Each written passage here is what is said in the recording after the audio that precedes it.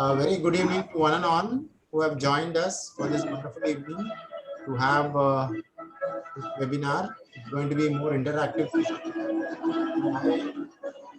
I, R. Ravindran, Treasurer, Mumbai branch of Indian Association of Physiotherapy, welcome you all for this webinar.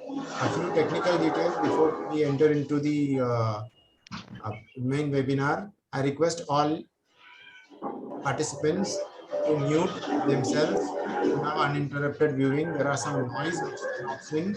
It will disturb the session who are attending. So I request all of you to mute yourself.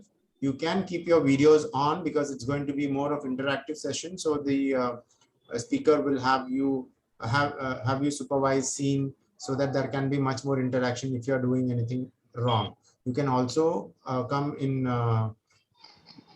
chat box. All your queries which you have, you can write it into the chat box. And for people who are watching live on social media, can also respective chat box में type कर सकते हैं, so that we can relay it to the speaker so that he could answer all your queries through this particular webinar. So with this short note, I'm handing over the podium to Mrunmayee, our EC member, who's the master of this particular ceremony, to take over from me. Thank you. Thank you, Ravi sir. Thanks a lot. Mayur, can you just stop sharing the screen? Let's see. Yes, thank you. So, good evening, everyone. Mumbai branch of Indian Association of Physiotherapy is back in action with a very powerful session, 6 functional movements. Okay. I, Dr. Mrunmayee Koltharkar, an EC Co-op member of Mumbai branch of IAP, welcome you all into a sneak peek with integrating strength training and musculoskeletal rehabilitation with Yuvraj Singh. Before we go ahead, sir has already given us brief instructions. I'll just like to repeat them. Please keep your audio off. You can keep the video on. If you like to do simultaneous workout with Yuvraj, that would be great. It would be more interactive and more interesting. Also, we would be handling questions at end of the webinar. So you can type in the chat box. We will be answering at the end. We would be giving participants who have registered and are attending the session e-certificates. So don't forget to collect them. You have to log in into MBBIP website and get it from there. And unfortunately, who were not able to register, don't worry. We are going live on YouTube as well as Facebook. So that's how we will be starting now. Now, before we get geared into our gym shoes, let's know who is our chairperson. It's a privilege for me to introduce a very amazing physiotherapist, a very well-known physiotherapist, Dr. Vimal Telang ma'am. Dr. Vimal Telang ma'am is here.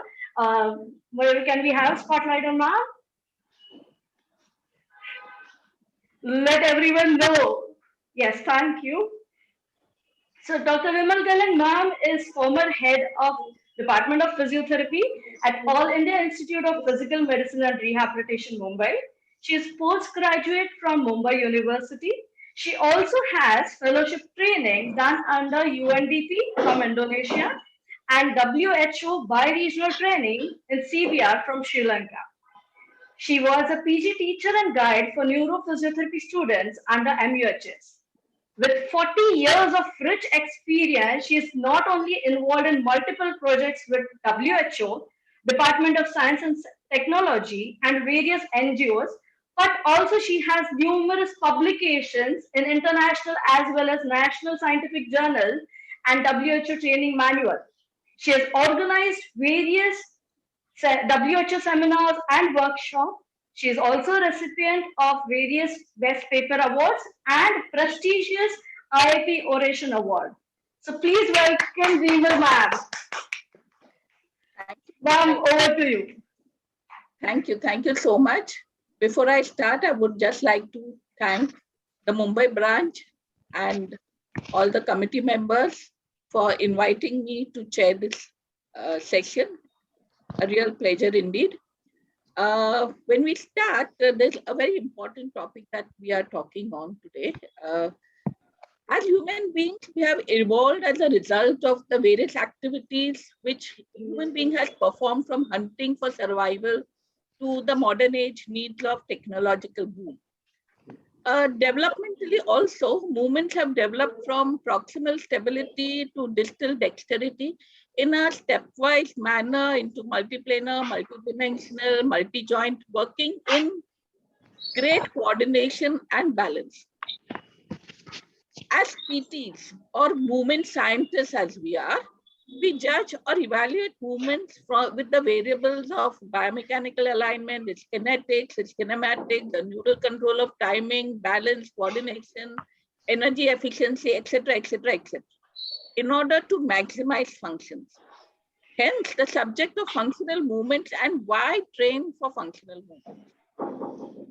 We have a very dynamic personality, Dr. Yuvraj Lalit Singh, who is going to demonstrate and teach us how to incorporate these functional movements for strength training.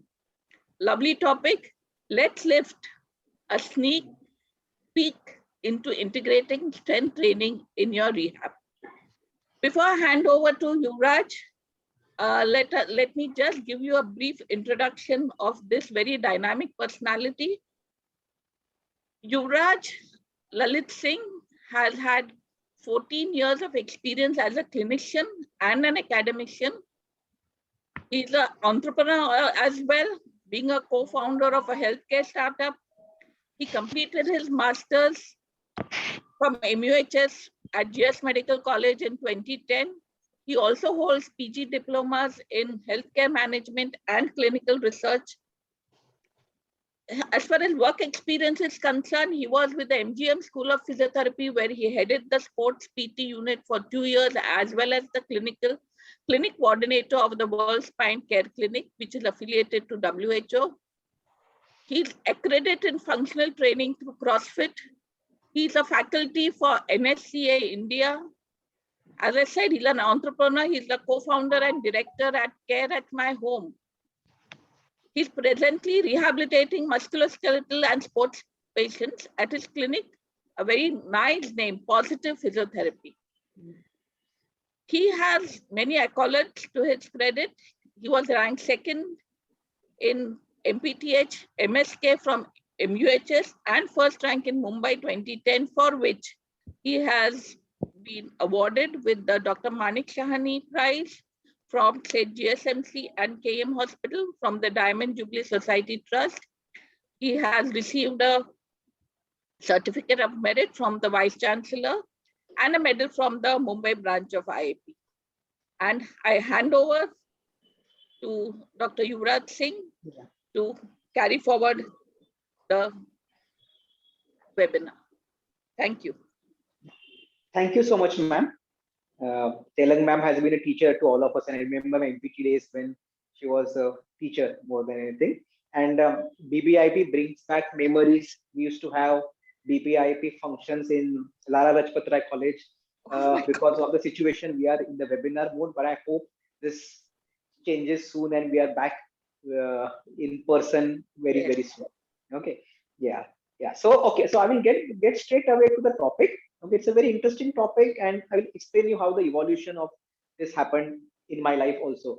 So we are going to discuss functional movements, and this all starts from, if you have observed in the last few years, 3 years, 4 years, this field of strength and conditioning is getting more and more popular. Lots of young physios are having this ideas about, should I pivot my profession towards being more into strength and conditioning? How do I integrate strength and conditioning as a sports physiotherapist? And muscular physiotherapists are having this doubt, how do I integrate strength and conditioning principles into muscular rehab? And as I was exploring this during my years in MGM, when I was heading the sports physiotherapy department, and then we were trying our hands with sports physiotherapy in our clinic, and then I went on and did the CrossFit course. I realized physiotherapists are in a very good position, or I would say the best position suited to take up strength and conditioning as a added course. Yeah. So why? Because A is that if you look at the goal of every muscular rehab is getting a person functionally independent. Okay. And functional independence or functional movements form a solid framework from which strength and conditioning begins. So this is what we are going to discuss today, is kind of a overlap zone, a kind of a common area for both musculoskeletal physiotherapy as well as strength and conditioning. Okay, so we are going to dwell into 6 functional movements, which I feel we need to train in every patient who comes to us with musculoskeletal problem. And these functional movements are the base of any good strength and conditioning program. Okay, if there are any doubts, guys, you can just type in the queries and Mrunmayee can just tell me in the end. We take small breaks in the between this webinar, and I will encourage if you guys can try out the exercises, and if there is someone with a camera on, we can just comment on the form or in it. Okay, so we are going to discuss the functional movements, and we are going to discuss the 6 functional movements, which are the knee hinge, the hip hinge, the push, the pull, the single leg, and the rotate. Okay, so there are few sources which would say that something like there are 3 more functional movements which some sources would say, which would be the carry, the get-ups, and the lifts. But today we are going to discuss the 6 ones which we discussed. Now, functional movements, if you ask me, there are certain common characteristics to these functional movements. A is that, as we see, they are natural. Okay, what do I mean by natural? Natural means they are a part of your DNA. Okay, they are as natural to you as it's flapping of wings for a bird or wagging of tail for a dog. They are natural to a human being. So if it is picking something from the floor, it's natural to me. Raising my hand up, reaching overhead is natural to me. So these movements are natural. B, we use the word they have a universal motor recruitment pattern. It's nothing, it's just a fancy word. It's a fancy exercise physiology word, which means they are present everywhere. They are present when you are in homemaking, they are present when you are washing clothes, they are present when there is a small kid who is in the backyard jumping from one stone to other. They are present literally everywhere. They're natural and they're present everywhere. And so think it this way, is that if this webinar started and I was in this position and I said, hello guys, how are you? And you would say, no, this guy is weird. Okay, you would say this guy is weird. Okay, this is something which is very strange, because if you see this position, okay, it's not natural to me. This is unnatural. Okay, this is not something which is present everywhere. You would feel A, this guy is weird. This is okay, and I don't know what he's doing. B, you would feel I don't want to be here. Okay, and that's the thing. On the other hand, if this webinar started and let's say I was holding a pen and it has dropped on the ground and I lift and pick it up, and you would say, okay, this guy is clumsy. Okay, why is the pens on the floor? But you will not find it unnatural. Okay, so functional movements are something which are natural. Functional movements are something which are present everywhere. Okay, and we need to train them being into the RIA profession. Okay, C point is that they are essential. What do we mean by essential? Essential means they are essential to daily living. They're essential to having a good quality of life. Okay, let me put it this way: if there is a patient, we have this very sweet patient, maybe she's 62 years old, and whenever we ask her to stand up from the chair, what she does, she shifts to the edge of the chair, okay, and she will start a 3 rock process to finally stand up. Okay, and what has happened? What has happened in her case? She has lost the ability to do a knee hinge. Okay, and that is why she is struggling to move about a normal life. And that is what happens, is that a state of decrepitude has set in her life, which is pushing her back. They are essential for independent living. Unless and until I'm able to lift something from the ground, I'm able to put this stuff overhead, I'm able to stand up from the chair, I'm able to stand up from the toilet seat, I will not be able to have an independent living. And isn't that what all of us physiotherapists aim for? Okay, so the goal of rehab, as I am saying, is functional movements. Okay, we start in different ways. We start with modalities, we can start with isolation exercises, we can start with corrective exercises, but in the end, it has to come down to functional movements. And I think we both, all of us, agree to it. Okay, they are essential. Okay, there is okay. The 4th point is that they are safe. Now, what do we mean by safe? And safe compared to what? Okay, safe compared to non-functional movement. Okay, safe compared to gym movements. Okay, so if I put it this way, if you go to a gym and if you see a person doing a hamstring curl, there would be a machine where he has to lie prone, and in prone position is going to perform a hamstring curl. Now he's using hamstring in a concentric manner. He's lifting heavy weight and he's using at a slow speed. On the other hand, if you look at functionally, hamstring is never meant to do this action. Hamstring is a powerful hip extensor. Hamstring is required when you are in a follow through, when you run, when you jump. So if you that's the way what you say is that is the wrong way of training the hamstring. If you really want a good rehab of hamstring to happen, it has to be done in a functional way. Okay. D point or so fifth point is that these movements are compound yet irreducible. Okay, so what do I mean by compound yet irreducible? What I mean by this is that although a movement like a squat, okay, is going to involve hip extension and knee extension, and when I go down, it's going to involve knee flexion and hip flexion. I cannot train these movements separately and garner the same effect which a squat will provide me. Okay, so it's not like if I want to train a person to squat better, why I want to train it to be there? Because it's essential. It's essential for my ONE patient or arthritis patient to be able to do sit to stand. And if I want my patient to be independent in doing sit to stand, I cannot do a training which is I do flexion extension in isolation, I do knee flexion extension in isolation, and I do ankle flexion extension in isolation. And that expect all of this will somehow add up to help me get a better squat. If I want to do a squat, if I want to train a squat, I have to use the squat. And how do we use them? We will discuss them in a little while. Okay, so we understand they are compound yet indivisible. Okay, if you want a person to get better at sit to stand, we have to use sit to stand. If you want a person to get better lifting something from the floor, you have to train them for lifting something from the floor. Okay, that way. And the last point, the characteristic of functional movement is that they follow the principle of core to extremity. Now, what do we mean by core to extremity? Is that these movements are required. They use this. There is a way of contraction of muscles which goes from the core to extremity. Let's look at throwing, for example. If I'm throwing a ball, it's the major movement force is generated from my core, and then it goes towards my extremity. Okay. When I'm throwing, the force and is high in my core muscles, the velocity is lesser. Towards as the movement comes towards my shoulder, the force gets lesser, the velocity gets higher.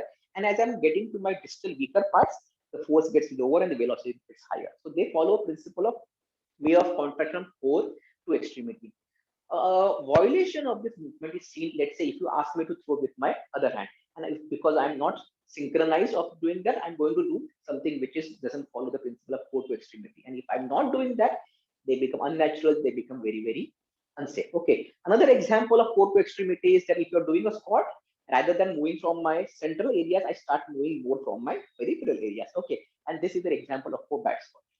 Okay, so guys, what we just discussed is that there are few characteristics of functional movements. A, they are natural and they are present everywhere. Okay, B, we discussed that they are essential. They are, and when I say they're essential, they have to be a part of your musculoskeletal rehab. And D, we discussed that they are very safe compared to non-functional movements which we find typically in a gym. Okay, then we discuss about how they cannot be trained in isolation. We cannot train hip extension alag se and then expect you to get better at a functional movement. Okay, they have to be trained in the same way. And the last was that they follow a principle of core to extremity. Okay, so that were the characteristics of the functional movements.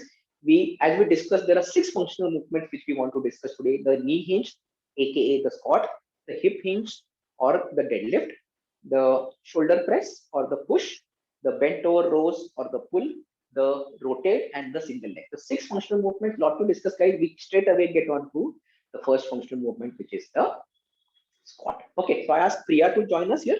Okay, hi Priya. Hi. Okay, so I think now you can keep the folder.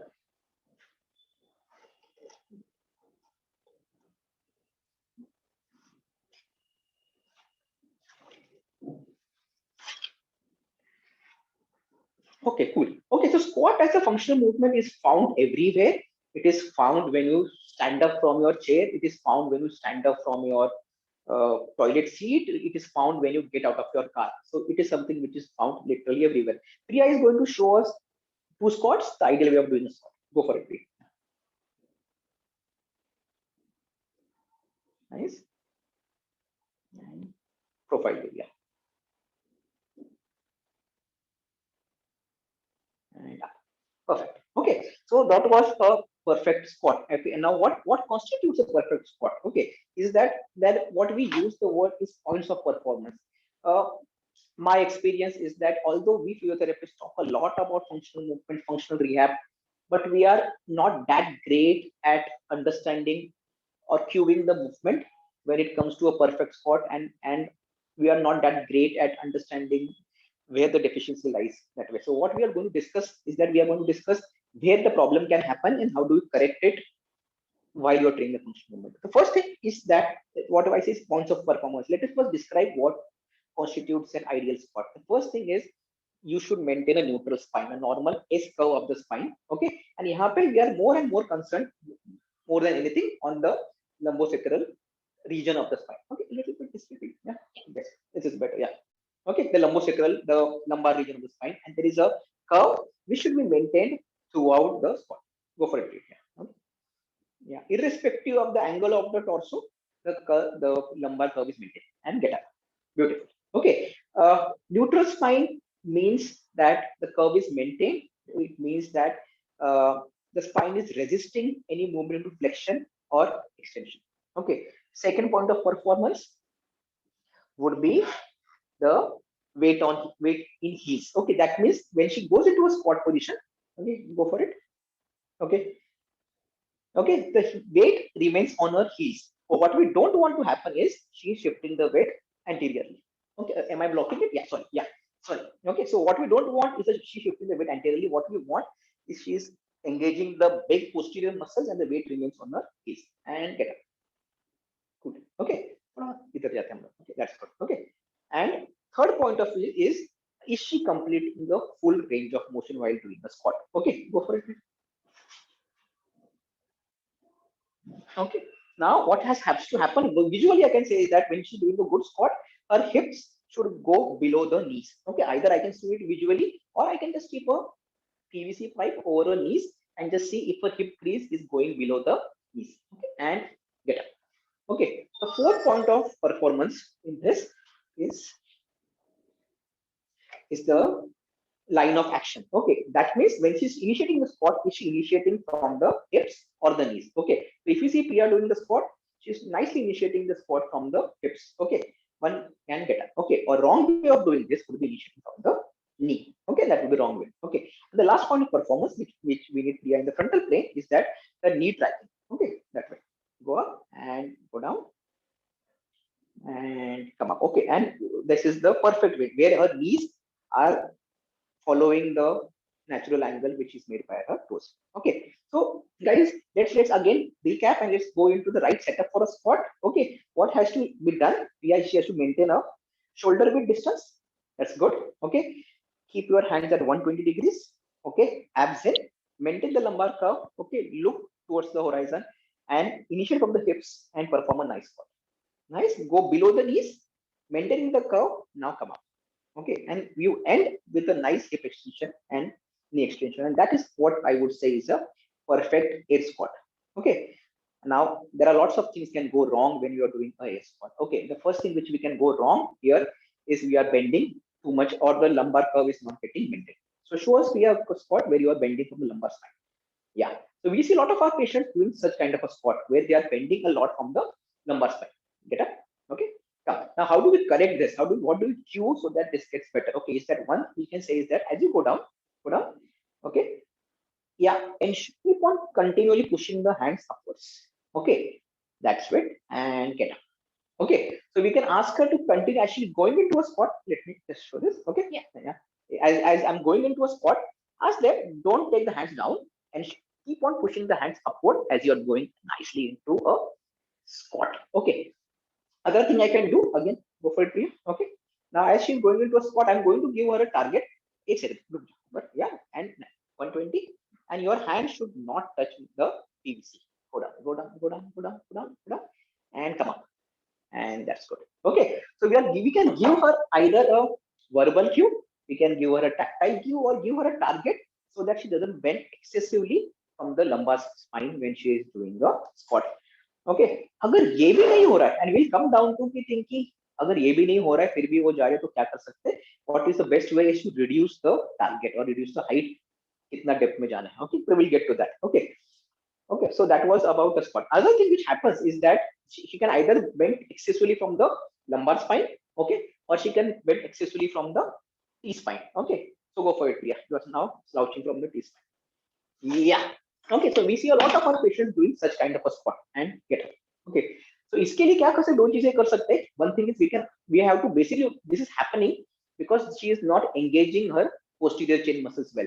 So I can tell her two things. One thing is that either I can just ask her to cross her thumbs together and pull the thumbs apart. What this does when she's doing this, she's engaging the scapular adductors nicely, and now maintaining this pull, you have to go into a squat. Nice, and get up. Or we all have our TheraBands with us. We can just ask her to put a TheraBand, okay, stretch the TheraBand, hold this position, and now go for the squat. Nice, and get up. Okay, so that is how we can manage a person who is not doing an ideal squat, either is bending excessively from the lumbar spine or is bending excessively from the T spine. Okay, another thing, guys, is that many students, when I ask which muscles are used in squat, they would just say quads and glutes. Okay, and if you think about it, squats an exercise, it does use quads and glutes, but it's an exercise for the entire posterior chain, entire body. You're using literally all the muscles from your leg towards your T spine. If you use a nice TheraBand, you're nicely engaging even the scapular adductors while doing the squat. Okay, so two faults we discussed. The third fault which can happen, or I will just say how do we correct it, is that if she's not able to complete the range of motion when she is doing the squat, okay, just go for it. And if you see she's not completing, bus and get up.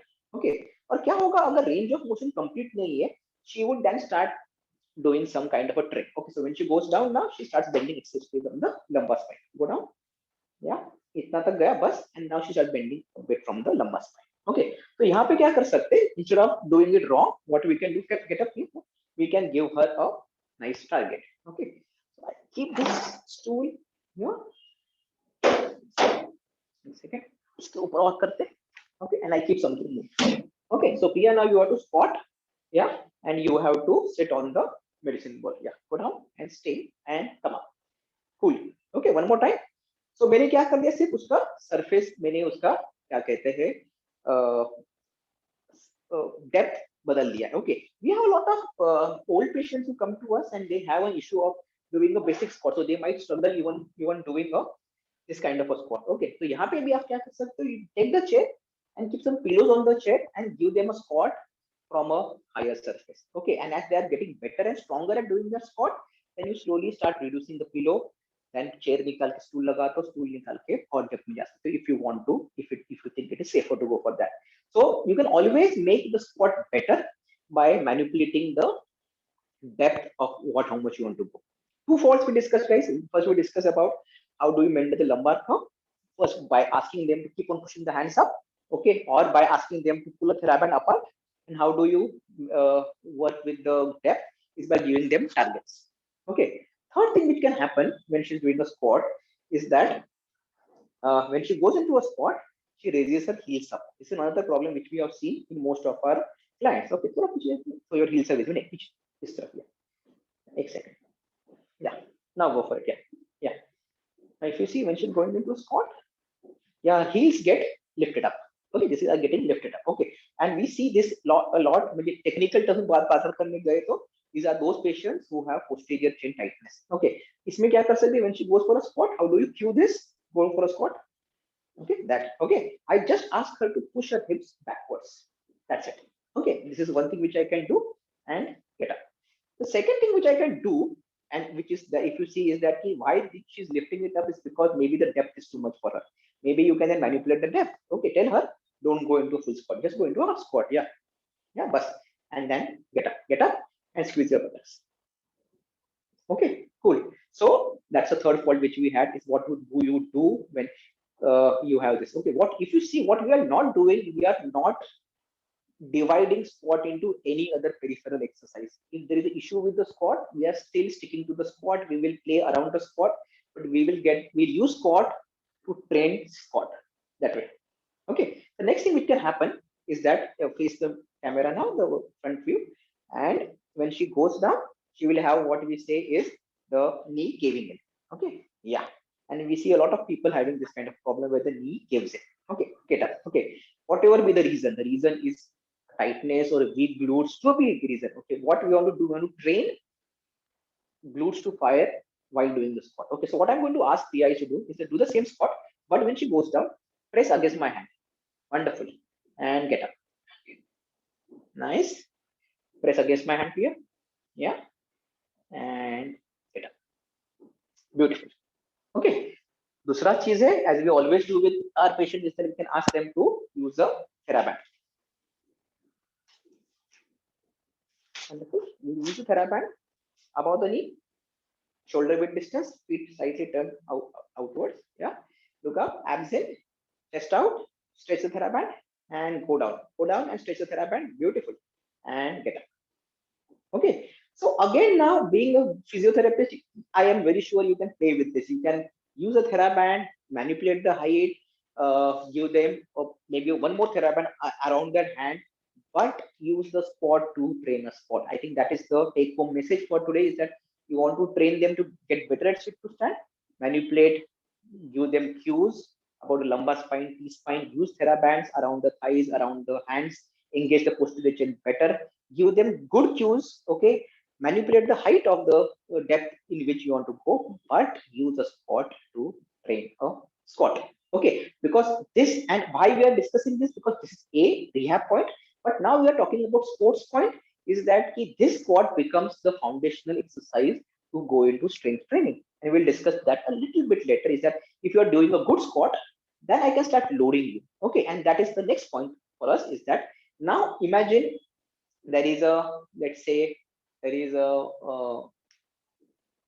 25-year-old girl who has a heel pain, plantar heel pain, and she comes to us and she wants to get back to running. Okay, and we have done our initial rehab and we start training her for a beautiful air squat. And if she's as good as Priya, she's able to now do a perfect air squat. Okay, now that is done.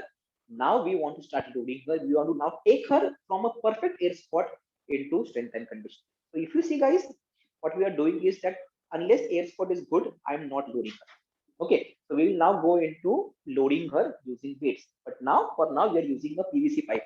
Air squats, agar nahi hai, guys, don't go into the other variations of squat. First, ensure you have a good air squat.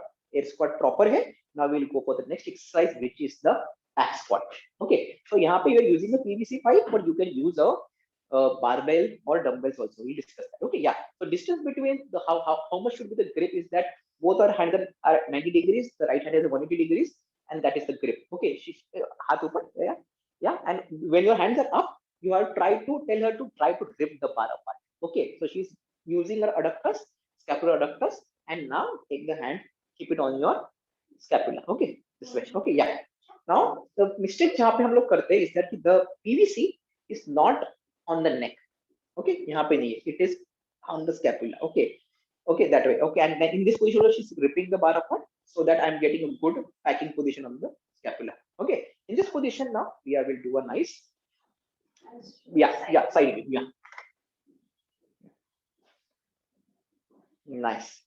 Immediately you see, guys, is that this becomes difficult, right for you? Yeah. So immediately, okay, because this is a increment to our air squat at the moment we do this. Okay, so we start doing a loading her. Okay, so this becomes a nice back squat, and if you see, as she's going into depth, struggle a bit. Okay, one more time, clear. She's doing pretty well, and beautiful. Okay, and if she's able to do this, I'm going to start loading it using a 10 kilo ka barbell or anything, and that is how I'm progressing from rehabilitation into strength and conditioning. Okay, now that becomes the back squat. Can we show them a front squat? Yeah. In front squat, so she creates a rack using her arms. Okay, so the elbows are at 90 degrees. Okay, the barbell is resting on her deltoids. Okay, in such a way that even if she leaves the hands, yeah, even if she leaves the hands, yeah, yeah, the barbell is not going to fall. Okay, so it's not like she's holding the barbell using her hands. It is literally resting on her shoulders. Okay, again, shoulder width distance apart. Okay, cool. Okay, feet turn outwards. Okay, abs in, chest out, deep breath, and go for it. Okay, and she does a nice front squat and get up. One more time, Priya. Go down and get up. Cool. Okay, so that was the way of doing a front squat. So we did air squat. We discussed, unless you are good with air squat, please don't go for the front squat or the back squat. Okay, and in back squat and front squat, you can start loading your patient. Okay, what's the difference between a back squat and a front squat? Okay, lots of differences. One thing is that if I'm using a back squat, I can load my patient far more. So if I want to put them on a strength or hypertrophy kind of a program, it's beautiful to use the back squat. Front squat is far more useful from 2 points of view for me. A is a rehab voice, that is because when you do a front squat, you cannot just go for a front squat. You cannot go for a, you cannot now bend the T-spine. Okay, the moment she bends the T-spine, if she's going for and she bends the T-spine, the bar will roll off her hands. Okay, गिर जाएगा बार नीचे. Okay, अभी ये हल्का बार इसलिए वो कर रही है, but if she does a front squat, yeah, and she does a front squat and she bends forward, the bar will fall off. So she cannot afford to bend her spine when she's doing the squat. So it becomes a good exercise from the rehab perspective. B, it's a beautiful exercise. Take it easy. Yeah. It becomes a very good exercise with respect to Olympic weightlifting. Okay, it's because that is a position which is going to be used in a lot of our Olympic weightlifting. So you're doing a clean and jerk, you're doing a snatch, or you're doing other exercise. It's a good intermediate exercise to do is the front squat.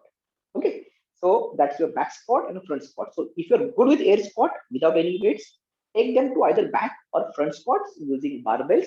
That will be a wonderful thing. A 10 kilo barbell, you can start with that. अगर ये भी अच्छे से हो रहा है, then we go for something the bigger, the more difficult version of this, which will be the overhead squat. Again, the same principle, distance. Okay, cool. Yeah. Now hold the bar up. Okay. Now before you go for it, okay, don't be in a hurry. Okay, just ensure you're pushing the bar towards the sky. Okay, the elbows are locked.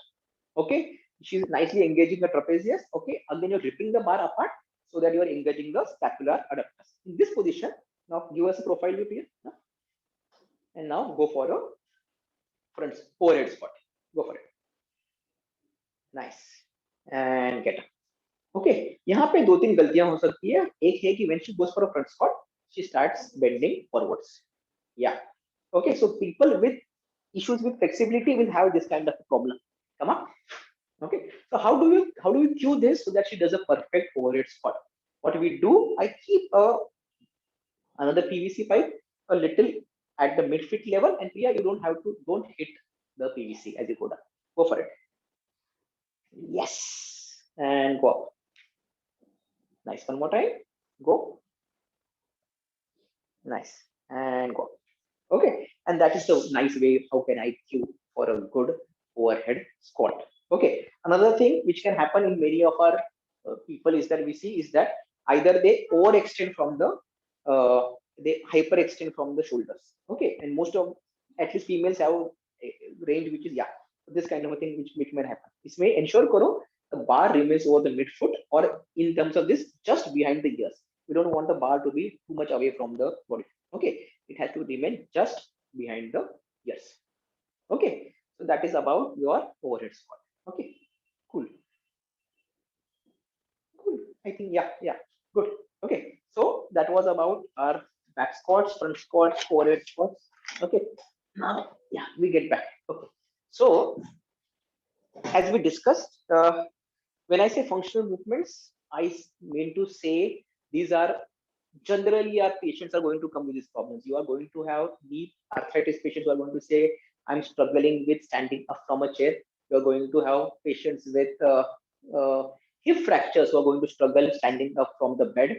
You are going to have younger people, okay, you are going to say, I'm not able to do a good squat. Okay, what I'm trying to say is that you being into a decision-making role, you have to decide which elements you want to work on.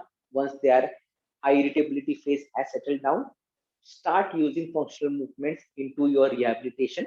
Okay, you can manipulate the height of the squat. You can manipulate the you can try to engage the muscles better using the cues which we just discussed. Okay, but make them squat if you want them to get better at a squat. Okay, and as we discussed, when it comes to sports physiotherapy, use squat as a framework from which you can start loading the patient. Okay, once you are having the fantastic air squat, then go for a front squat or a back squat and go to a overhead squat. Let me show you one before you go to the next movement. Let me show you one more time how to do the perfect squat. Okay, first the frontal view. I'm going to show that. Okay, yeah, you are going to have, we have two kinds of stance in strength and conditioning. You have your shoulder width stance, okay, and you have your hip width stance. Okay, now for this, for the squat, we are going to have a shoulder width stance. I'm going to turn my toes a bit outwards. Okay, that way. Okay, I'm going to tuck in my tummy in. Okay, chest out, hands at 120 degrees. Okay, look towards the horizon and initiate the movements using my hips. Go down, maintaining my lumbar curve. Go down so that I'm below my knee level, and then come up. Okay, the squat ends when I'm back to hip extension, knee extension. Okay, from the profile view. Okay, neutral spine, abs in. Okay, look straight. Initiate from the hips. Go down. Okay, and come up and end. Okay, cool. So that was your front squat and your the squat series. Okay. Okay, so there is one question, guys, before we go towards the next functional movement, and that question is with respect to come here, Amina. Yeah, it's with respect to how do you train them for strength? Okay, because we discussed that we want, this is like integrating MSK with weight strength training. Okay, what we have to do is that first ensure that the mechanics is in place. So we have this principle of mechanics, consistency, and then comes intensity. First, ensure karo unka mechanics jagah pe. They have the perfect form of doing a front squat. If they have the good form of doing a front squat, do a back squat without any weights using the PVC pipe. Ensure the mechanics is good. After the mechanics is in place, ensure there is consistency. जो first rape कर रहे और 12th rape कर रहे वो same है. नहीं तो कभी कभी ऐसा होता है first rape is good, second rape is good, third rape is not that great, six rape के बाद it becomes a shipwreck. Okay, so ensure कीजिए कि yeah there is a consistency in their form throughout the movement. Okay, mechanics is in place, there is consistency throughout the entire set. Now if these two are in place, then start loading the patient. Okay, then you start loading the patient with a believable weight. Okay, then you go for barbell or a dumbbell या जो भी है. Okay, and this principle of mechanics, consistency, and then intensity will remain constant for all our exercises. So if you ask a question, where do I start? The answer would be, पहले answer is, do you have a good mechanics? B is that, do you have consistency in your repetitions? And C is that, if these two are in place, let's discuss intensity. Let's not discuss intensity before these two things are in place. Okay, cool.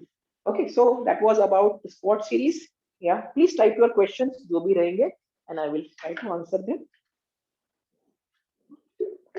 Cool. We go for the next functional movement, which is the keep it down. Which is the deadlift. Okay, so deadlift is a movement. Ashi will join us for this. Let's clear this out. Okay, deadlift is a movement. Naam, it scares most of us. We have a lot of misconceptions about deadlift, that you should not do a deadlift. No, it is again, I'm saying, a fundamental movement. Okay, it's a functional movement. Okay, in which I'm just lifting something off the ground. Okay, so it's safe. As I discussed, there are characteristics of all this movement. They are same for all. So deadlift is essential, guys. Deadlift is safe. Yes, you can avoid it if the back is sensitive for a few days, but then you have to get back to training for a good deadlift. Okay, so Ashi will show us a good deadlift. We start from the mid-shin level. Okay, let's see your profile view straight away. Yeah, good. Go to the mid-shin level. Okay, stay there. Okay. Okay, now in this case, she has a hip width stance, toes are pointing straight. Okay, when she begins the PVC at the mid-shin level, the hips are higher to the knees, the shoulders are higher to the hips, the shoulder is in front of the PVC pipe. Okay, the back is arched, the chest is out, is looking downwards and diagonally, and from here she completes the deadlift. Wonderful, and she goes down. Perfect. One more time, Ashi. And up and go down. Cool. Now use a frontal view. Hip width distance, थोड़ा सा अंदर, yeah. Put toes pointing straight. Okay, chest out, abs in. Okay, and go down. Nice. And come up. One more time down. Nice. Yeah, perfect. And come up. Okay, so that was a very good idea. Okay, so अभी हम लोग discuss करते हैं, as we discuss the points of performance during the deadlift, and what we can do is am I fine, guys? You can just, is the voice Now fine? it's fine. Now it's Yeah. fine. Okay, yeah. So we can discuss the points of performance of doing a good deadlift. Okay, in the first thing, again, give us a profile view, Ashi. Okay, is that again the same thing, is that she's maintaining the neutral spine. The S curve of the spine is maintained throughout the movement, and go up, nice, and go down. Okay, what she's not doing is she's not bending, come up, and shows the wrong way, Ashi. Just bend and go down. Yeah, this is wrong. Okay, can you go up, Ashi? Again, I'm saying she's doing the wrong way of doing it. Okay, and she's okay. So this is the wrong way of doing a deadlift. What is important for a perfect deadlift is that she maintains the S curve of the spine as she is going a nice deadlift. Okay. B is that as she goes into a deadlift bottom position, the weight again stays on the heels. Okay. What we don't want is her weight being shifted anteriorly. Okay, this is how she's going to lose the balance. What I mean by weight on the heels is that when she's in this position and the weight is on the heels, she is engaging the bigger muscles of the body. The glutes, the erector spinae are getting engaged rather than the wrong muscle, which is getting engaged when she having the weight not on the heels. Okay, so ensure that when you're doing a good deadlift, the weight remains on the heels. Okay, the bar path. Okay, if you see again in the deadlift, the bar remains approximately over the midfoot, and go up, Ashik. Yeah. Good. Okay, and down, the bar remains exactly over the midfoot. Okay, what we don't want is yeah, se and go up. Yeah, and going down this, and then maybe then taking it piche. Okay, so we don't want a deadlift jahan pe she is bending, yeah, and then the bar comes back. Okay, so what we want, the bar path is very crucial. The bar remains more or less over the midfoot. Okay, another thing, if you see in doing a perfect deadlift, go down, Ashik. Okay, is that when she's doing the perfect deadlift, till the bar crosses the knee, her hips and shoulder rise at the same time, come up, and then the hips go into a lock push position. Okay, there are variations to this. What can happen at times is that she can start with raising the hips first and then lifting the bar up. And this is not an ideal way of doing a deadlift. Okay. Other thing which can happen in doing a deadlift maybe is that she doesn't have a packed position of the shoulders. Okay. So she has this kind of a posture and then she's trying to do a deadlift. Okay. What we want is she's in that deadlift position. Okay. We have to tell her to imagine, this is a cue which we give. Imagine there are oranges kept in your axilla and you're trying to squeeze the oranges. Okay. Squeeze the oranges. Nice. Chest out and deep breath and cup. Get it. Nice. What happens is that when you have an active shoulder, when you're trying to activate the lats, you are getting a nice closed back position of force closure for your spine, which will going to help us to lift better. Okay, so that is about the deadlift. Okay, we can go wrong in many places while doing the deadlift. The first thing which we can go wrong is that when you're doing a deadlift, okay, you lose the neutral spine. Okay, yeah, and then come up. Okay, and we see this happening very commonly. Okay, let me tell you one thing is that there could be situations like, if you ask me, I'll just show this to them. Is that, let me see. Okay, it's not like you need to maintain the neutral spine at all the thing. Okay, if you ask me to lift a ball from the ground, I have to have a flexed spine. Okay, this is not going to happen by having a neutral spine. Okay, so for low loads, for normal life, you don't need a neutral spine. Okay, there could be situations where you are going to bend the spine a bit, but when it comes to lifting heavy weights off the ground, you better have a neutral spine. Okay, so what can happen? Let's say we are doing some good weight training with Ashi and she is now losing the lumbar curve when she's going up. Go down, yeah. Now when she's coming up, she's, yeah, and then she comes up. Okay, agar ye ho raha hai, it indicates it now might not be safe to do this with her. Okay, so two things I can do.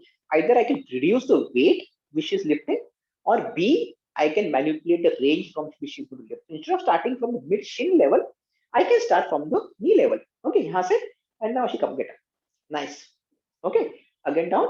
So from I'm manipulating just like in the squat, we manipulate the range of motion.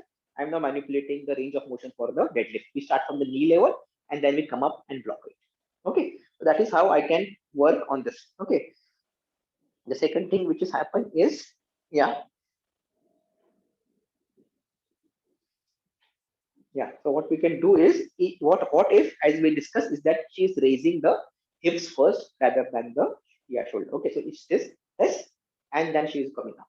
Okay, this is a over dominance of the posterior muscles. Okay, jahan pe she is using a lot of her posterior muscles rather than using both the posterior and the muscle doing the deadlift and coming up. Now, this is the pattern which is used by your client in doing the deadlift. How you cue is go down into the deadlift position. Yeah, stay there. I'm keeping one hand over her hips, one hand over her shoulders. I'm going to tell her that maintain common pressure on my hands as you come up. Okay, come up and then come. Okay, so till she crosses the knee, the hips and the shoulder rise at the same time. Once you cross the knee, the hips quickly extend. Okay, one more time. Okay, what I can do for people who are doing a deadlift in which the hip rises earlier than the shoulder, I keep one hand on the hip, one hand on the shoulders, and now come up and go into extension. Okay, so that's how I can cue for getting a good deadlift. Okay.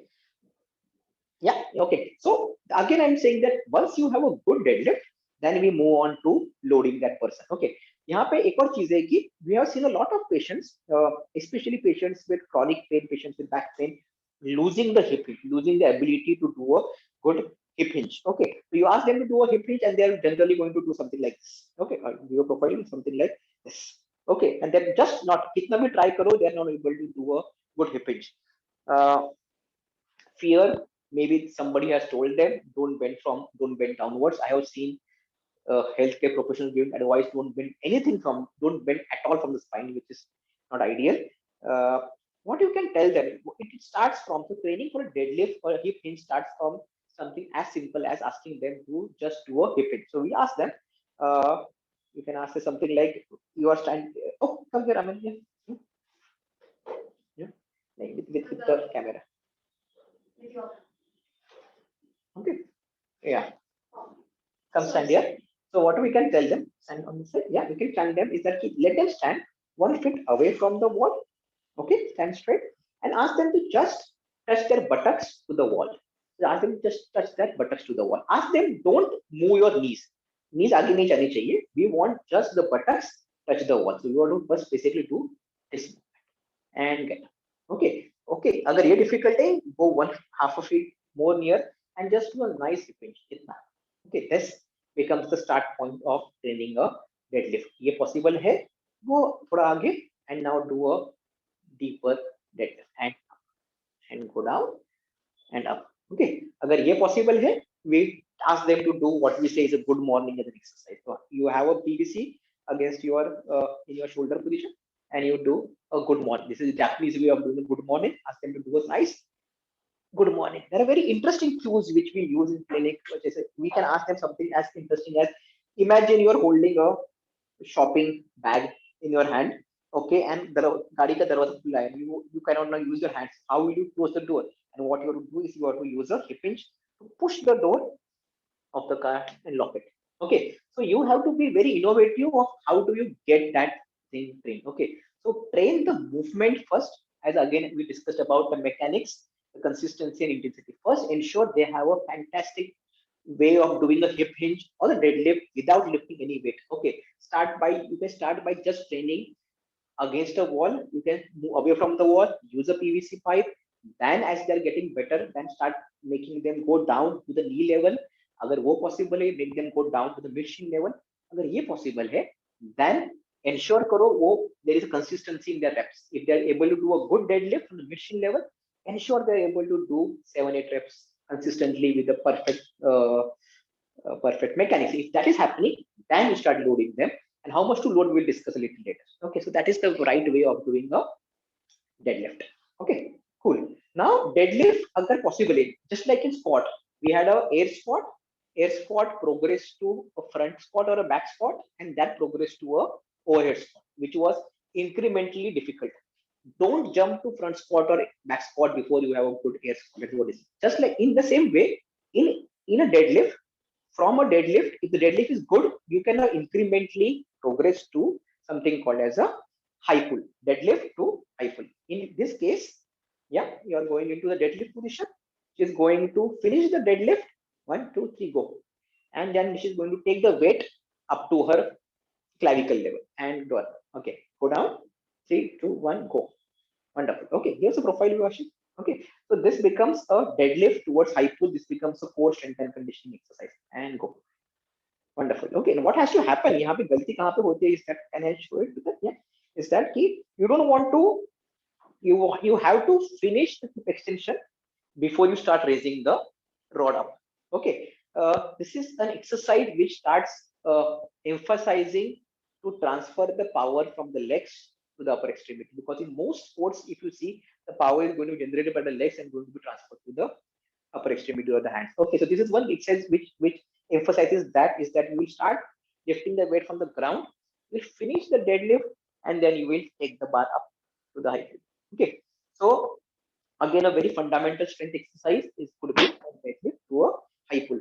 This itself is now progressed to finish from, you're starting from deadlift, you finish a high pull, and just you have to drive the elbows underneath the bar to what we call as a clean position. Okay, so this is the progression. Okay, air squat, front squat, overhead squat. You have your deadlift to high pull, and a clean. So what is a clean? Is basically you lift the rod from the ground up to the clavicle level, drive the elbows beneath it, and stand up. So now जो वजन जमीन पे था, अभी आ गया है आपके कंधे के ऊपर. That is basically what we say is a clean. Okay, so that is the way of training for a person from deadlift. Any questions, guys, before we go on to the next parts?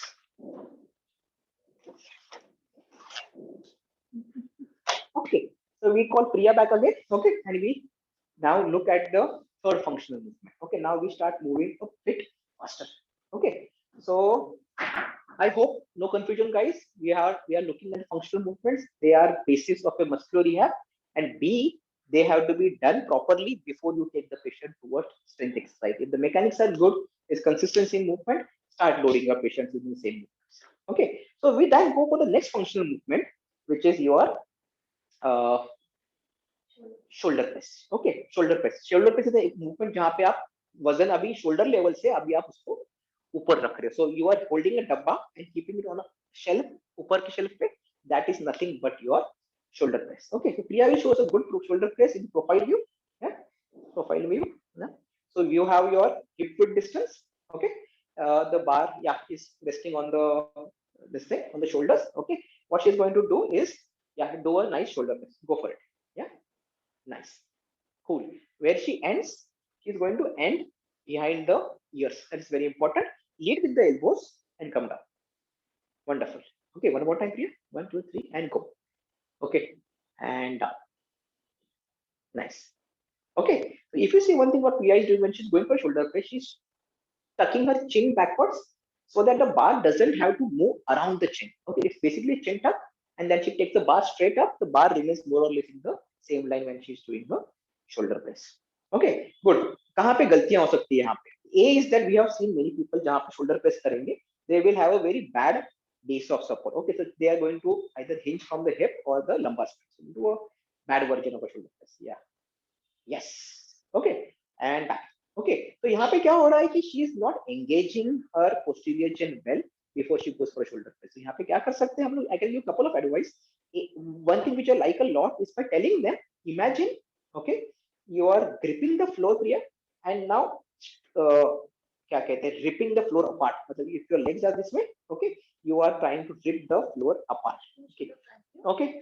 Yeah, front view there. Okay, so you are, imagine you are ripping the floor and then you are ripping the floor apart. इसमें क्या होता है, and you can try this at home, guys. If you do this, the moment you do this, you have engaged your glutes. Okay, you get a nice engagement of glutes. Now the glutes are engaged. Okay, we ask them to either I just ask them to do a nice tummy tuck.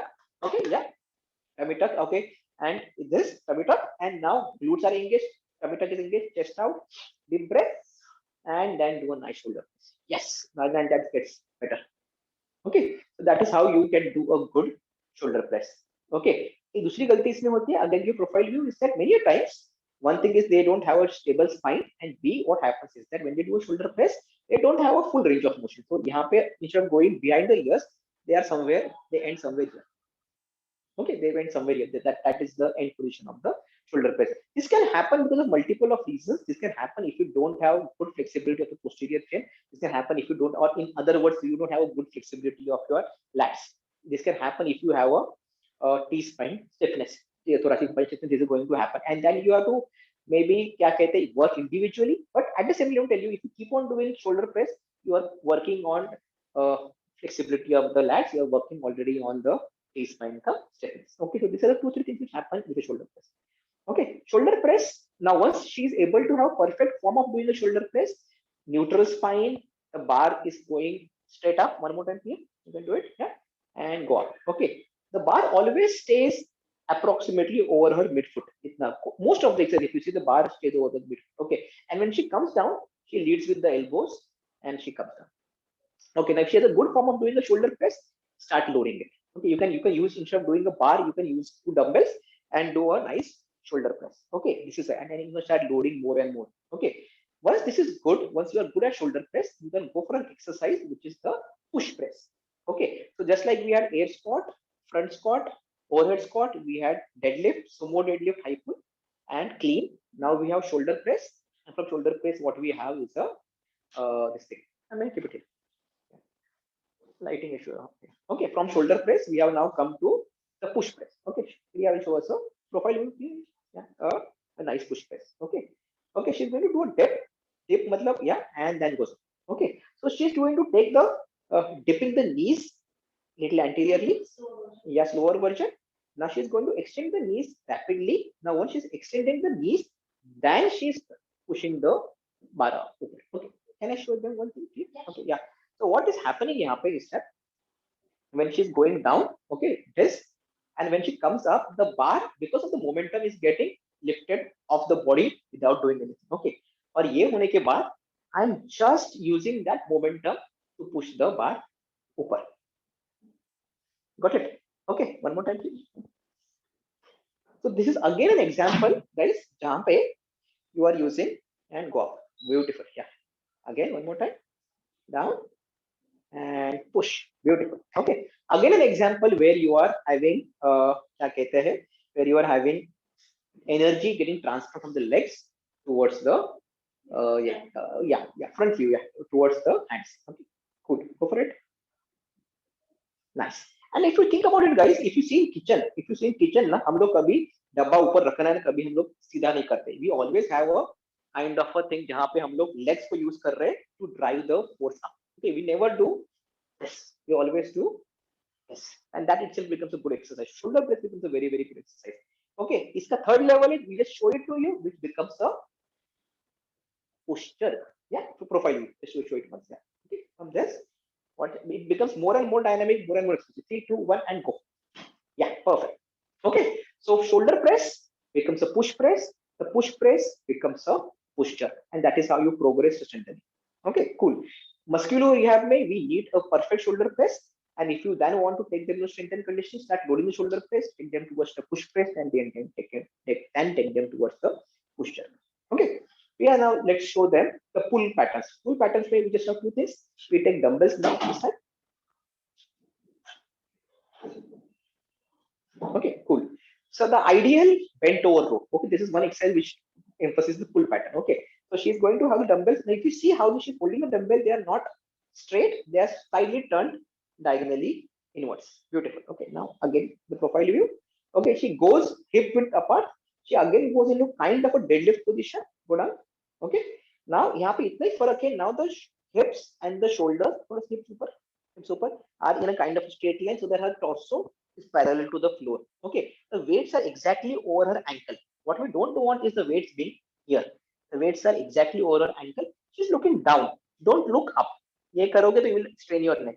Ensure you're looking down. In this position, back your shoulders nicely.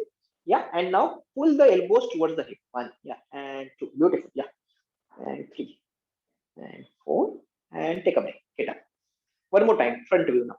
Okay, okay, holding the dumbbells little diagonally, hip width apart, goes into a deadlift position, so that her shoulders and her hips are parallel. In same line, the torso is parallel to the ground, back is arched, chest is out, she's looking down, the weights are over her ankle, and the pulls the elbows towards the hip. 2, and beautiful, cool, that's nice, good. And that becomes your perfect shoulder press. Okay, the pull exercise. Okay, from here, abhi sabko possible nahi rehta to do this kind of position. In which case, what we go for is we go for a single-handed pull exercise. Okay, single hand bent over rows. Okay, so she uses a chair or a stool. Again, the same position. Okay, यहाँ पे again she has to ensure that the weight remains slightly kind of over the ankle. Okay, look down. The shoulder is back. Good, and now pull it up. Nice. 1, and 2, and 3, and take a break. Cool. Okay, so we there are 2 ways हमने pull exercise किए. One was the bent over rows, and the second was the single hand bent over rows. Okay, you can do variations of this. I'm not saying that this is the only exercise. You can do a kind of a pull up. Okay, you can do assistive pull up. You can do a variation of pull up. Okay, all are applicable. But if you're looking at a good strength and conditioning program, you need to have the 6 components with you: the knee hinge, the hip hinge, the push, the pull, the rotate, and the single leg. Okay, you have to have exercises doing that. Abhi, you can choose if you're training an athlete, if you're training a strong person, you can choose any exercise. You can choose. I might choose to go with the overhead squat and shoulder overhead squat and the let's say bent over rows. Somebody else might choose to go for a front squat and a strict pull up, and that's okay. That doesn't matter. What is matter is that ये 6 components movements है वो आपके exercise में reflect होने चाहिए. Okay, because these form the foundation of your normal human existence. Okay, I mean get the camera here. Okay.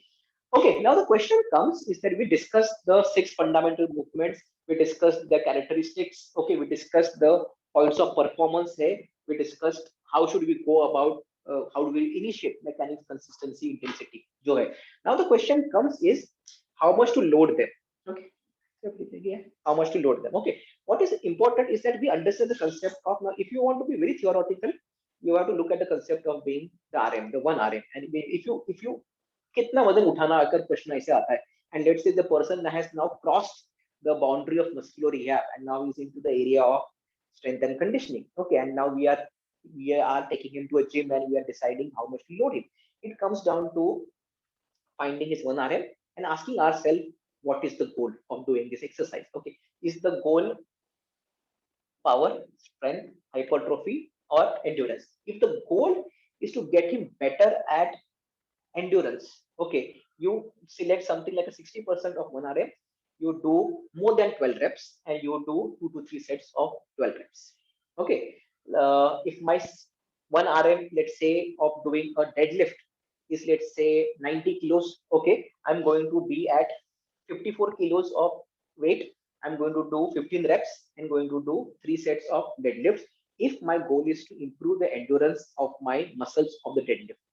सब muscles आते हैं यहाँ पे, ओके, आपके जो आते हैं. So in this way another thing which is interesting, यहाँ पे we are not discussing muscles, we are discussing movement. I am not discussing back extensions and glutes and hamstring. I am discussing movements. I want to know the 1 RM of a deadlift rather than knowing the 1 RM of glutes. Okay, अगर मेरा goal है is to achieve hypertrophy, which becomes for aesthetic reason है, or somebody is required to get into that zone, I'm looking at 70% of 1 RM. So if my deadlift का 1 RM is 90 kilos, I'm looking at something like a 63 kilos, 65 kilos का deadlift करने वाला हूँ. I'm going to do 8 to 12 reps. If you see the reps are reducing now, and I'm going to do 3 to 6 sets of doing deadlift.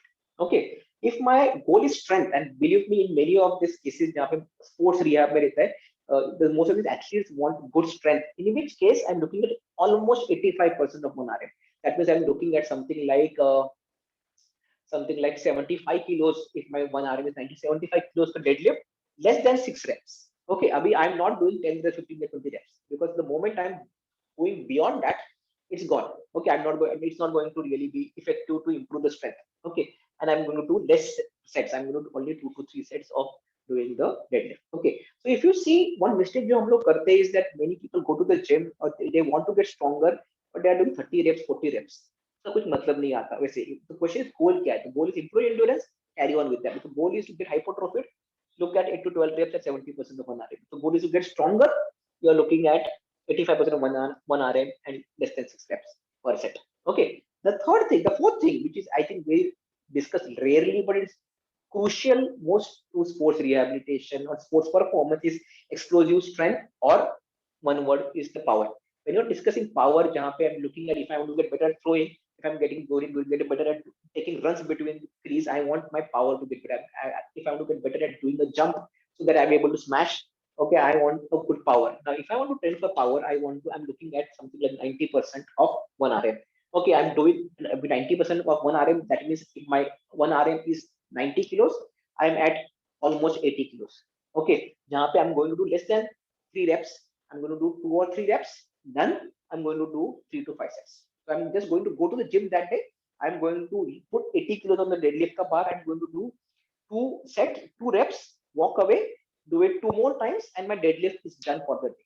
Okay, so I have done literally 6 reps of deadlift, but my deadlift is done, and this is going to help me to get powerful. There are other exercise also, but that is the way you use strength training based on goals. Okay, so kitna reps chahiye, kitna load hona chahiye depends on the goals which you have. Musculoskeletal mein the goal, if you again come back, I would say, because we do a bit of both, it comes down to mechanics and consistency. Most of our muscular patients are in this category. Okay, intensity thoda far aata hai.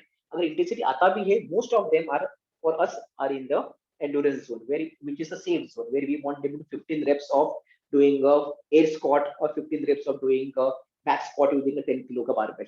Okay, few of our patients then as they are into elite sports, okay, then we are looking at something like a strength zone. Okay, so that is the thing we look for it. Cool. Okay, from this onwards we go on to the last 2 movement patterns, which are your single leg and glute. Yes, come. Okay, single leg is required everywhere in life, guys. Whenever I'm doing the walking, I'm going to balance myself on single leg, so I need a good single leg. I do run, I need a single leg kind of a thing. Okay, that way. So we start with single leg. Let's start with the staggered deadlifts. Okay, so yeah, use the kettlebell. Yeah. Okay, in staggered deadlift, okay, use a profile view, Ashik. Okay, again, the setup is that she starts with the hip width stance. Okay, now she takes the right leg behind. Okay, right leg piche le liye. Okay, now transfer 60% of your weight, majority of your weight on the left leg. Okay, and raise the toe of the right leg. Okay, look straight, chest out, back arched. Okay, the weight, you are holding a dumbbell, you are holding a kettlebell, stays right over the midfoot, and now you are going to do a hip hinge and go down, and go down, stay there and get up. Nice, and back. Okay, again go down.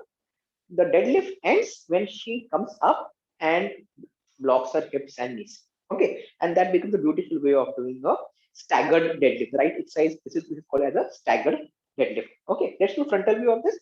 Hip width distance. Okay, feet pointing straight. Right leg goes behind. The weight comes over the midfoot. Chest out. Look straight and go for it. Yeah, nice. And come up. Nice. Okay, one more time. Go down and come up, and that becomes the way of doing a staggered deadlift. Okay, we go for staggered sit to stand. Okay, staggered squat ki jagah pe we go for staggered sit to stand, which I feel is far as a good application when it comes to rehabilitation. So take that. Yeah, come sit. Profile view. Yeah, in staggered sit to stand, ek pair aage, ek pair piche. Okay, look straight, neutral spine, 3, 2, 1, and get up and get down. Nice, 3, 2, 1, and get up and get down. And that is the way we do a staggered sit to stand. The third exercise, which I think is one of the most favorite exercise for me, is the propulsion exercise. And here, okay. And what we ask them to do is that we are going to ask them to lift the rear leg and place it on a small stool or something like that. Okay, 3, 2, 1, and go. Nice. Okay, good. Agar ye pura piche nahi karne lage, what is happening, what she is doing very quite nicely. So when she is in this position, what is important is to know that jo niche ka leg hai, you are getting a hip extension, knee extension, and ankle plantar flexion. So this is called in sports as triple extension position. So we are getting that position into doing this. 3, 2, 1, and go. cool. Okay, इसका छोटा version करना है, you are not able to do this much, you have your patients with osteoarthritis, you usually want to do functional rehabilitation with them, use a smaller surface. Okay, 3 2 1 and that's it, that's good enough. Okay, agar if what they do many of times is that instead of, I will show that, yeah, is that instead of doing पैर उठा के they will do a movement which is like this. यहाँ पे what we do, we keep some obstacle बीच में. Okay, and now they have to lift and keep the leg out, and this becomes a very nice exercise to train them for a single leg activity. The swing phase of gait. Okay, the swing phase of gait. This becomes a very good exercise to start with. Okay, if she's getting better at that, just load this. Just load this. Use a barbell or a dumbbell. Okay, go again and then punch it up. Okay, so now you're mixing and matching a lot of things. Yeah. Okay, so you can first ensure you have a good way of doing a single leg or staggered deadlift. You have a good way of doing a staggered sit to stand, and a good way of doing a good mechanics of doing the propulsion. अगर ये तीनों जगह पे है, start loading them, lifting weights while doing this, and go ahead with that. Okay, and the last functional pattern is the rotate. Okay, rotate के लिए we are going to do the wood choppers. Okay, yeah.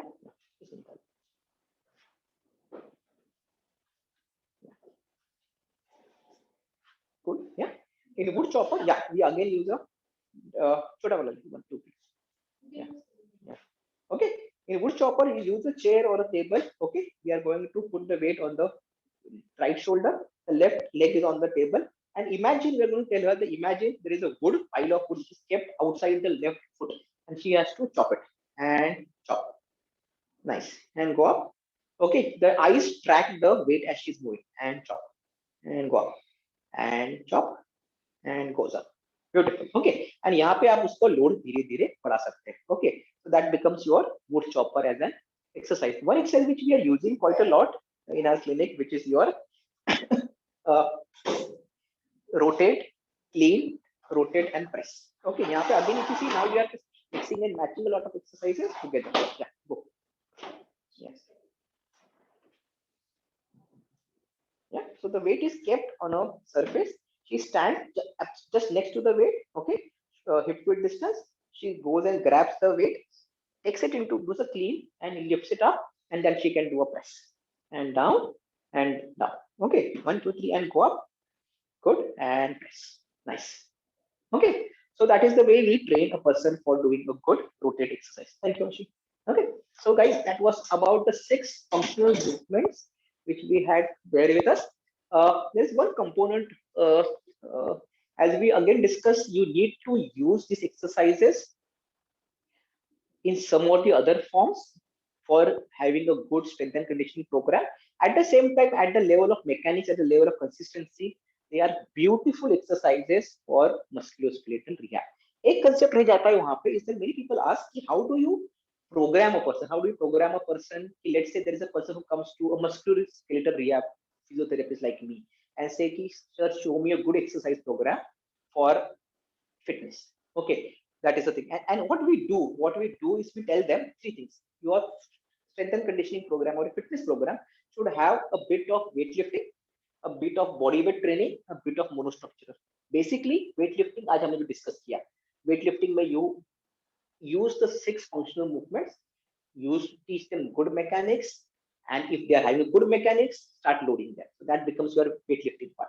B is use body weight exercises. This could be your yoga asanas, this could be your animal flow, this could be Pilates based exercises, floor based exercises. So that becomes your floor based exercises. And C becomes a monostructure. So I would say then go for 20 minutes of cycling, go for 30 minutes of jogging, or 30 minutes of walking, jo bhi hai. So typical a good program, a good fitness program which covers fitness, different component, the strength, the power, the agility, the balance, the cardiorespiratory endurance, सब कुछ cover करने. You want to give a nice fitness program to your client.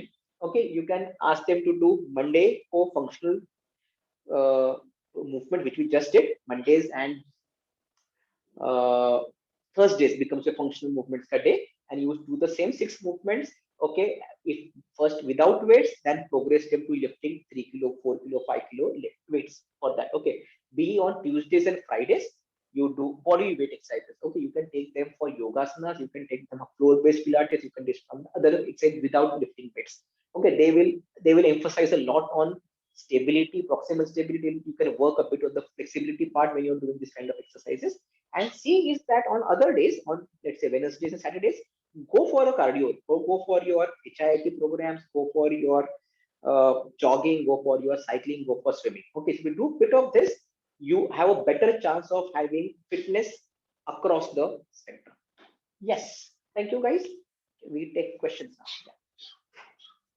Mrunmayya, any questions so far?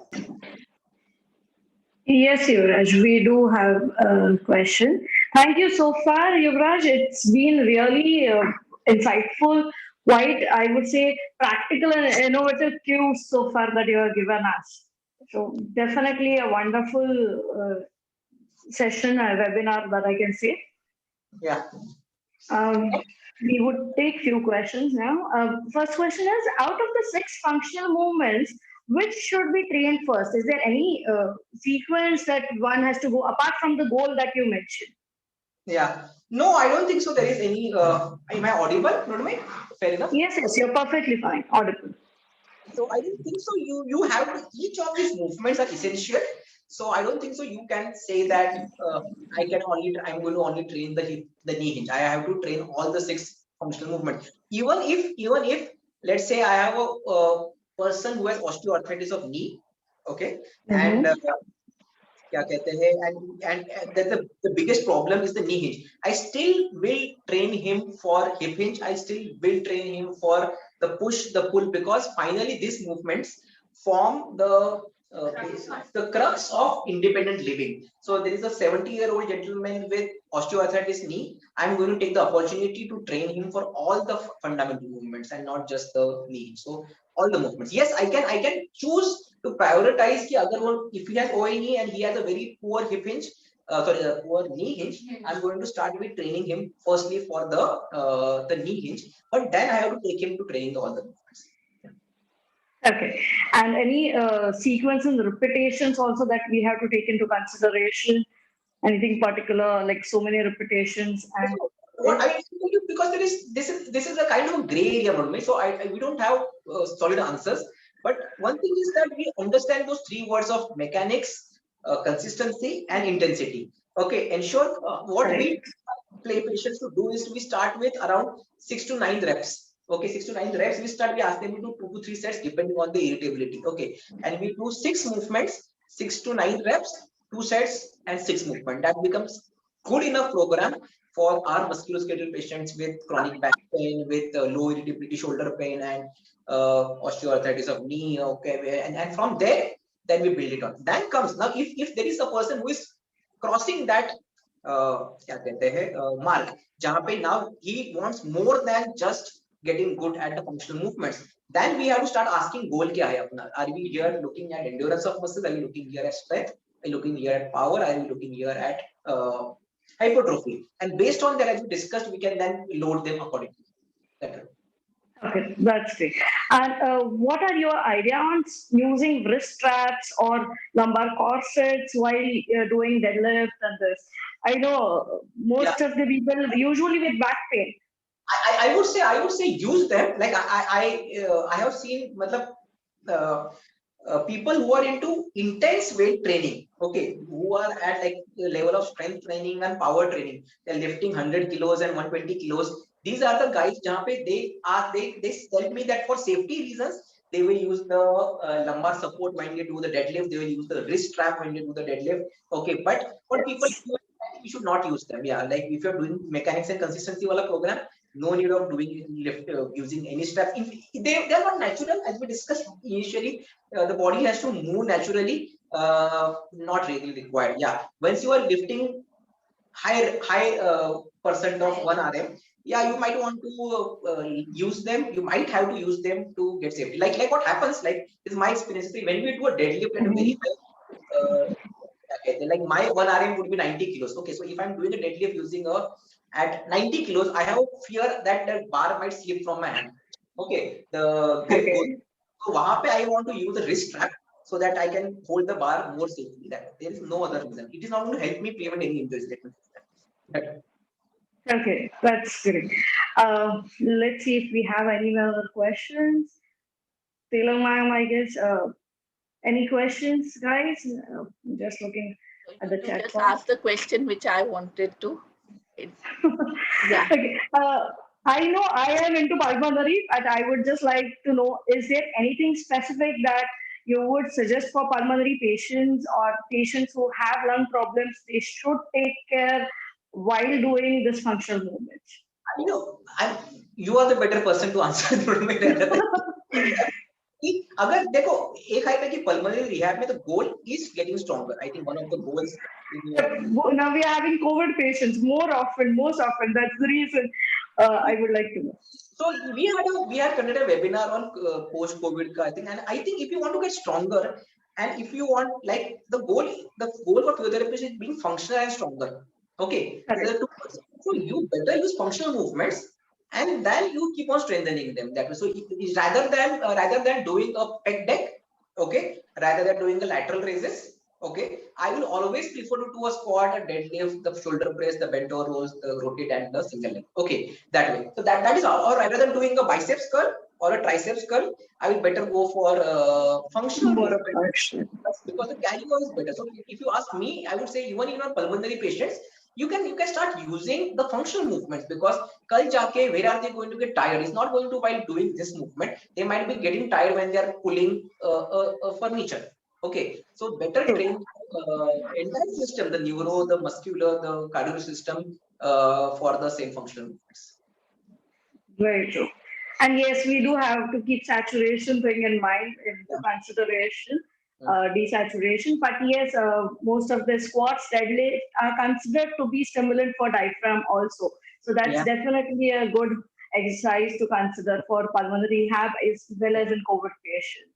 Yeah, I feel in my experience they used very it's very painful that physios use them the least. मेरे ख्याल से is that like we don't see people training people and like वो words में शायद कुछ गलती है कि when we say squat people start thinking about knee में कुछ problem होने वाला है या कुछ होने वाला है या the fact is you're standing from a chair and that's a squat. The fact that you're lifting something from the ground and that's a deadlift. Okay, so why don't we want to strengthen you in the same way? And it's like we do a lot of like I'm not against isolation exercises. You might want to choose to do them, but you have to progress them towards functional exercises. That is the thing. And as physiotherapy students, मेरे ख्याल से कि when we do the exercises, you need to do them with a good mechanics.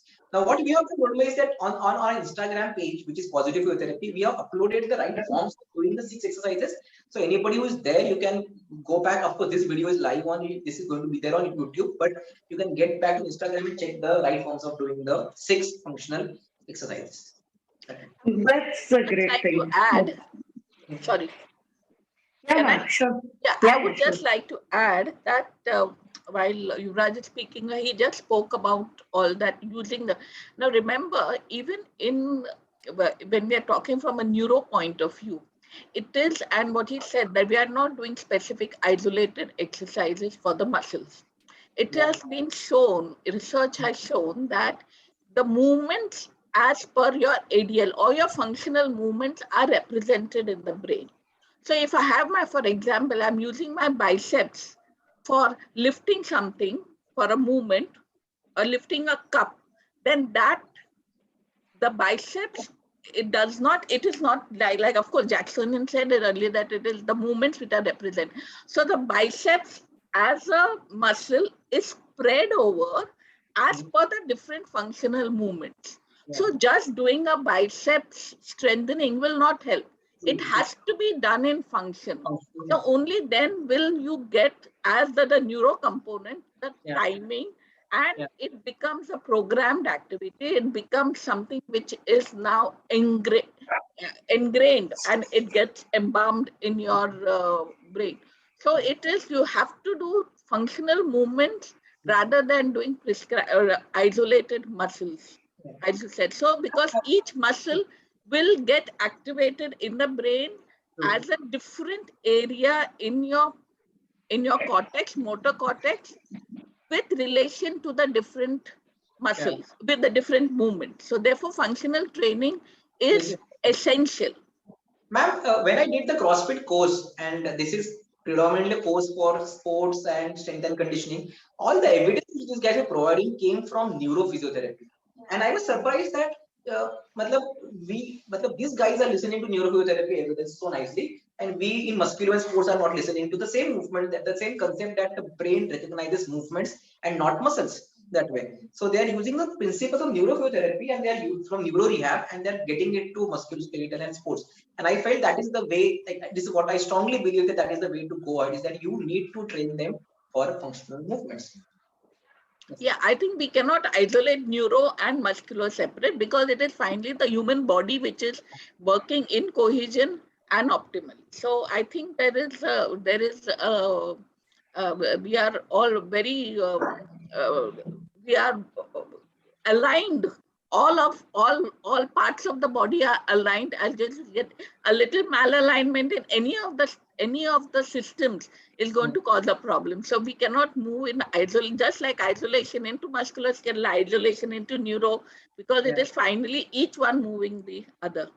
Anyway, I congratulate you, Raj, for such a lovely lecture. I would not say it's more of a demo, and actually showing showing and doing and learning. Absolutely. And I congratulate your team also for giving you such a good support and doing all the movements and making it very vivid to all of us. And what is very nice is that you have given us a framework, everybody a framework of the functional movements, how you can use that framework and then again progression, keeping all the scientific basis. And as I always mention that we physios are movement scientists.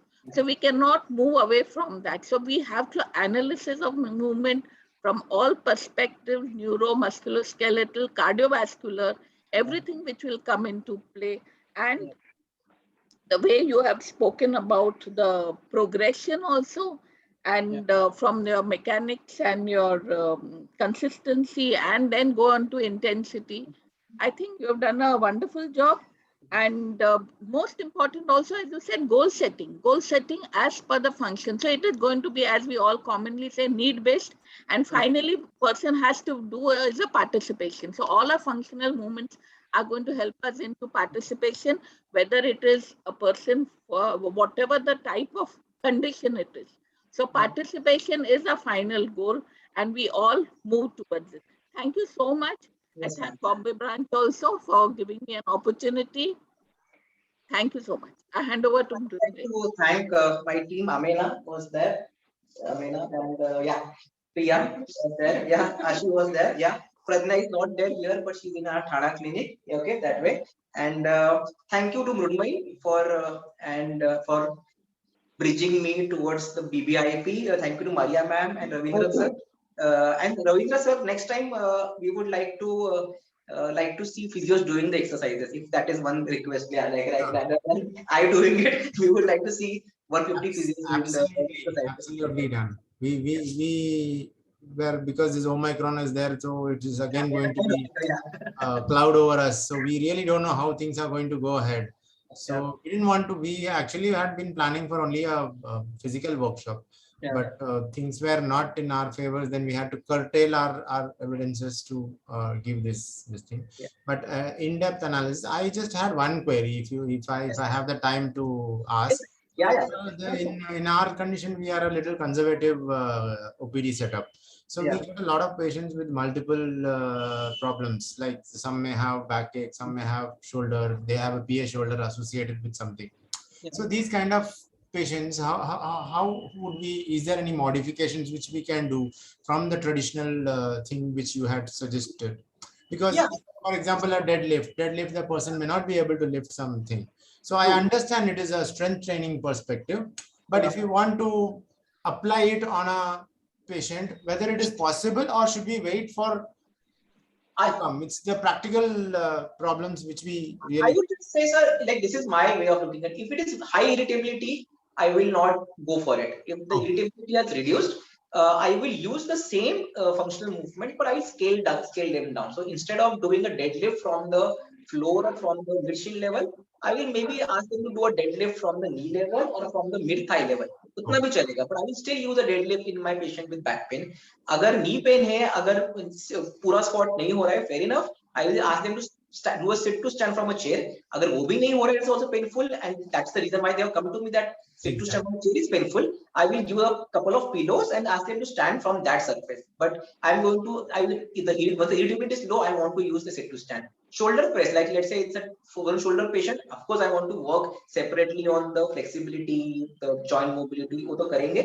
But उसके साथ, if I want to select 5 or 6 exercises in this home program, I definitely will leave a space for at least 2 exercises, for minimum 2 exercises, okay, for the functional movements. Yeah. So even if it's a person full shoulder, what we have seen, sir, is that an exercise such as you combine propulsion and shoulder press, because that is functional movement of keeping something overhead, and he has come to us with the problem that I'm not able to reach overhead. So we give them a stepper and we ask them to do a propulsion and do a shoulder press. Okay, just imagine you might not be able to do shoulder press with hands ending behind the ears. He might be able to do it at 120 degrees, chalega, but we still ask him to do a shoulder press, because finally that is what he is aiming for. And up till now, sir, in our experience of now actually integrating functional movements, little higher intensity exercise, a few higher intensity exercises as required with our clients, we have not actually seen a single injury of person coming and telling us that, you know what, I have got worse after doing the exercise. Our ONE patients are doing fantastic squats. Our ONE aunties, for example, who are 82, 83 years old, are doing deadlifts at 20 kilos, and they're absolutely doing good. Yeah, that way. So Ashi has joined us and she has seen that. Yeah, that is that. It is actually, we underestimate ourselves, mere ख्याल से, is that we are far more stronger than we. Yeah. Just you have to go slow, build Absolutely your right. confidence. Absolutely right. So it's the Get that creativity of the metabolism rapid. therapist. So the concept of introducing function at the earliest is the key point which you are trying to tell. Yes, sir. So even in a very highly compromised individual, if I can say, in the function, so you try and innovate yourself in introducing these patterns at the earliest possible way, wherever you can introduce. So Yes, sir. that's the bottom line which you are trying to, and I understand from this point of view, correct? Yes, sir. Yeah. Yeah, absolutely. Thank you very much, Yuvraj. Thank you, sir. It's yours. I just want to check any other queries that we are left with. Yeah, even the audiences can open up their videos and ask queries. It is all open. It's going to be a healthy discussion. I'm getting quite a lot of chats that it's a great presentation. Excellent presentation, great So, explanation. excellent. If we don't have any more queries, I guess that's all for today. Yeah? Yes. Are there anything? Yes. So on behalf of Mumbai branch of IIP, I would like to thank Dr. Yuvraj and his team. I would say excellent teamwork, bang on, right, spot on, very good effort, I would say. Especially thanks to Dr. Priya and Dr. Ashi, and I forgot the name of the third person. So thank you for that. It was very lively session. Even the question answers were equally interesting, I would say. Thank you, Dr. Telang ma'am, for chairing the session. You made it more informative and very fruitful discussion that it could lead on to. I would also like to thank is our convener, Dr. Maria ma'am, our advisor, Dr. Deepak Kachalia sir, our ex-officio, Dr. Shailesh Ati sir, treasurer as well, Dr. Ravindran sir, and all EC members of Mumbai branch of IIP for their able support and guidance to make this webinar a huge success. I would like to extend our special thanks to Mohinesh Patil for his technical assistance. Last but not the least, a big thank you to the amazing audience for being enthusiastic. Yes, we would like to have your videos on and have more lively sessions next time for sure. So big round of applause for all. Congratulations, everyone. Thank you. Before you go, everyone, I think Mohinesh, you would like to say something about how to download the certificates for the participants from our website, if you are there.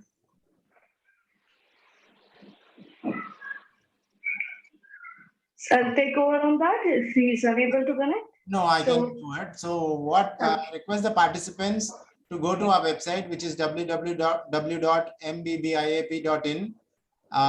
create an account for yourself. If you are already an account holder, log into your account and go to the event section. Then you have set up. This event, you have to type in your name and the email ID which you have used for your registration.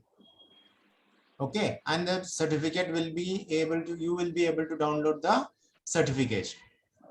Okay, so this is anything for, if you have any query, you can write into mbbip dot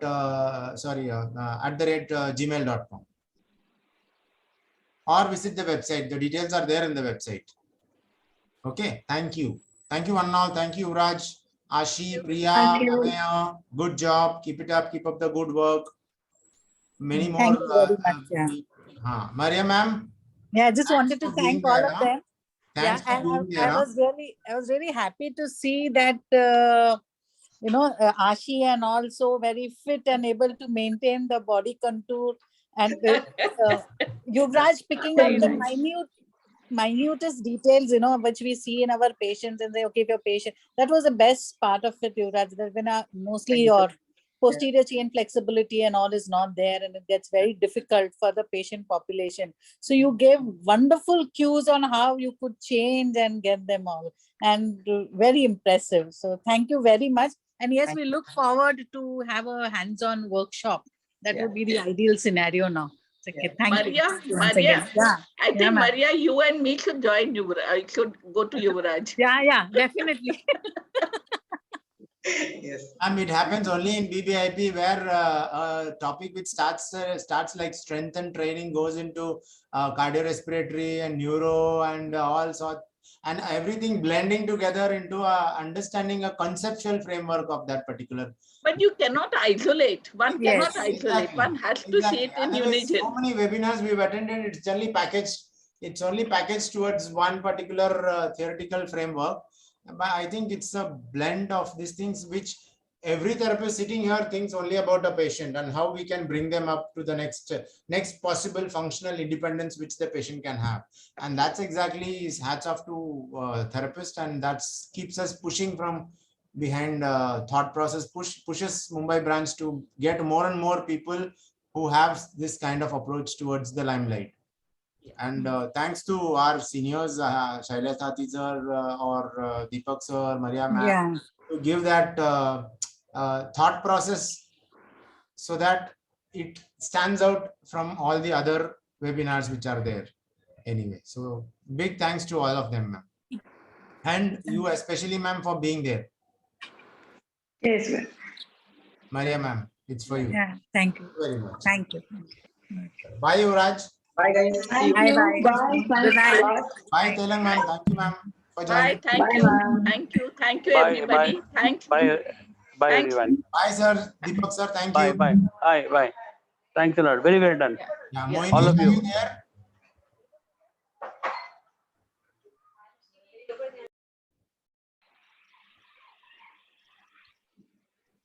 Mayur, you can stop the recording now. Ajita, hi. Sorry, we couldn't say hi for. Hi. Uh-huh.